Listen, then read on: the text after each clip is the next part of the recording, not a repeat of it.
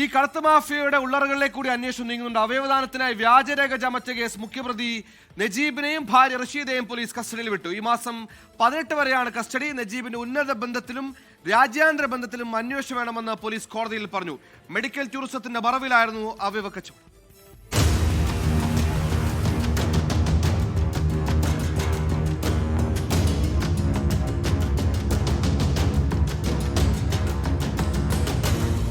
Kolenchery magistrate കോടതിയാണ് മുഖ്യപ്രതി നജീബിനെയും ഭാര്യ റഷീദയെയും പോലീസ് കസ്റ്റഡിയിൽ വിട്ടത്.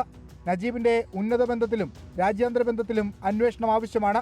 ചില സ്ഥാപനങ്ങളിൽ നിന്നും നജീബിന് സഹായം ലഭിച്ചിട്ടുണ്ടെന്നും ഇവിടെ എത്തിച്ച് തെളിവെടുപ്പ് നടത്തേണ്ടതുണ്ടെന്നും പോലീസ് പറഞ്ഞു. ഇത് പരിഗണിച്ചാണ് കോടതി നടപടി. കോടതിയിലെത്തിച്ച നജീബ് മാധ്യമങ്ങളോട് പ്രതികരിച്ചു. ഒരു അവയവ കച്ചവടം പോലും നടന്നിട്ടില്ല. ഇല്ല, ആശുപത്രിയായിട്ട് യാതൊരു ബന്ധം എനിക്കറിയില്ല. ഞാൻ 2 വർഷം ട്രീറ്റ്മെന്റ് ഒക്കെ വേണ്ടി ഹോസ്പിറ്റലിൽ പോയി എന്നല്ലാതെ വേറെ കഥയൊന്നും എനിക്കറിയില്ല. വ്യാജരേഖ ചമയ്ക്കാൻ സഹായിച്ച സിനി, സണ്ണി, സനോജ് എന്നിവരെ ചോദ്യം ചെയ്യൽ പൂർത്തിയാക്കിയ ശേഷം വീണ്ടും റിമാൻഡ് ചെയ്തു. നജീബിന്റെ സ്വത്തുക്കൾ, കേസുകൾ, ബാങ്ക് അക്കൗണ്ടുകൾ എന്നിവ കേന്ദ്രീകരിച്ച വിവരം ശേഖരിക്കുകയാണ് പോലീസ്. കേസിൽ കൂടുതൽ അറസ്റ്റുകൾക്കും സാധ്യതയുണ്ട്. വിഷ്ണു സുരേഷ്, 24 കൊച്ചി.